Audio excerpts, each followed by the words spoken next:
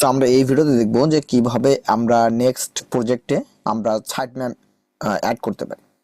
So site map কি জন্য add করব? সাইট ম্যাপ ক্রিয়েট করার একটাই কারণ হচ্ছে আমরা যখন এসইও করব, আমরা যখন আমাদের প্রোডাক্ট আমরা ফেসবুকে অ্যাড করব বা এই ধরনের কাজ করব, তখন আমাদের কি করতে হবে? সাইট ম্যাপ করতে হবে। আমরা ইতিমধ্যেই জানি যে আমরা যখন প্রোডাক্ট ফিট করতাম এই লাইক দিস এরকম একটা আমাদের আপডেট নিত, প্রোডাক্ট কোন জায়গায় আমরা যদি প্রোডাক্ট ফিট করে আমরা ফেসবুকে দিতাম বা মার্চেন্ট সেন্টারে দিতাম, আমাদের প্রোডাক্টটা অটোমেটিকলি আপডেট নিত। স্যার এরকমই একটা লাইক কাজ করবে, আপনারা এটা বুঝেন।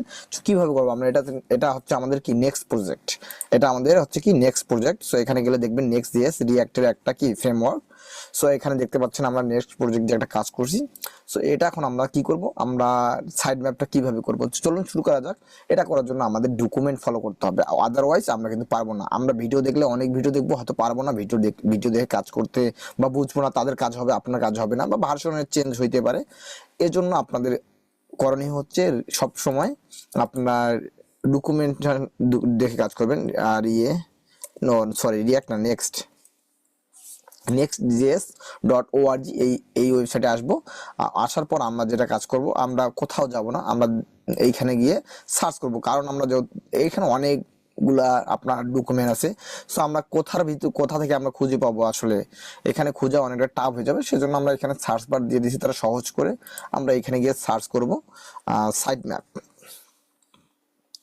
এখানে যদি সাইট ম্যাপ XML এইখানে প্রথম যে ইয়াটা আসে, এখানে আমরা সাইট লিখলেই চলে আসছে।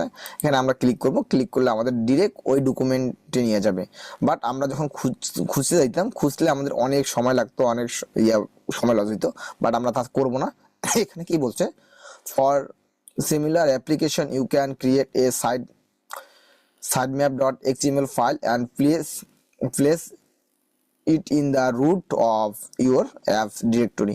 সো আমাদের রুটের ভিতরে আমাদের কি বলছে? এই সাইট ম্যাপ নামে একটা ফোল্ডার নিতে বলছে। চলুন আমরা তাহলে এই সাইট ম্যাপ নামে একটা ফোল্ডার আমাদের ওয়েবসাইটে নিয়ে নেই। সো আমরা এখানে বাকিগুলো ক্লোজ করে দিই, ইয়ে দেখাচ্ছে। সো এখানে প্রথমে আমি ক্লিক করব, ক্লিক করার পর এই যে এইটা আছে নিউ ফাইল। সো এখানে নিউ ফোল্ডার হচ্ছে এটা নিউ ফাইল। সো নিউ ফাইলে আমরা ক্লিক করব, করার পর আমরা তো নেমটা কপি করে নিয়ে আসলাম XML, sitemap.xml। সো এখানে আমরা দিয়ে দিব। দেওয়ার পর কাজ হচ্ছে কি আমাদের ওই কোডটাকে কপি করে নিয়ে আসা। সো এটাকে কপি করব কি আমরা এইভাবে? না, আমরা কপি করব এই যে এখানে কপি আইকনটা দেওয়া আছে, এখানে কপি করলেই কিন্তু কপি হয়ে গেছে। সো এখন আমাদের কোডটা নিয়ে আমাদের যে ফোল্ডারটা নিলাম, ফাইলটা নিলাম, ফাইলে দিব। ফাইলে দিলে আমাদের কি কাজ? ওকে, কাজ আমাদের ডান। সো আমরা এখন এখানে গেলে আমরা হ্যাশ দিয়ে দেখি, সাইট ম্যাপ লিখি, sitemap.xml। যখন আমরা ইন্টার দিব তখন দেখবেন যে আমাদের সাইট ম্যাপ ক্রিয়েট হয়ে গেছে। সো আশা করি বুঝতে পারছেন যে কিভাবে আমরা সাইট ম্যাপ তৈরি করব আমাদের নেক্সট জিএসে। এখানে আরো অনেক ডকুমেন্ট আছে বললেন। এখানে আপনারা যদি ইমেজের জন্য করেন, সো সাইট ম্যাপ TX দিতে পারেন, TX JX একই। সো আপনারা এখানে আছে টাইপ স্ক্রিপ্টের জন্য, এখানে আরো করে আপনারা এখানে জাভাস্ক্রিপ্ট সিলেক্ট করবেন। এখানে কিসের জন্য বলছে দেখেন, সো জেনারেট এ সাইট ম্যাপ ইউজিং কোড। আর এখানে বলছে আপনার ইনপুট আউটপুটটা কিরকম দেখাবে, আউটপুটটা এরকম দেখাবে। এবং ইমেজ সাইট ম্যাপের জন্য আপনাদের এটা ইউজ করতে পারেন, এটাই ঠিক আছে।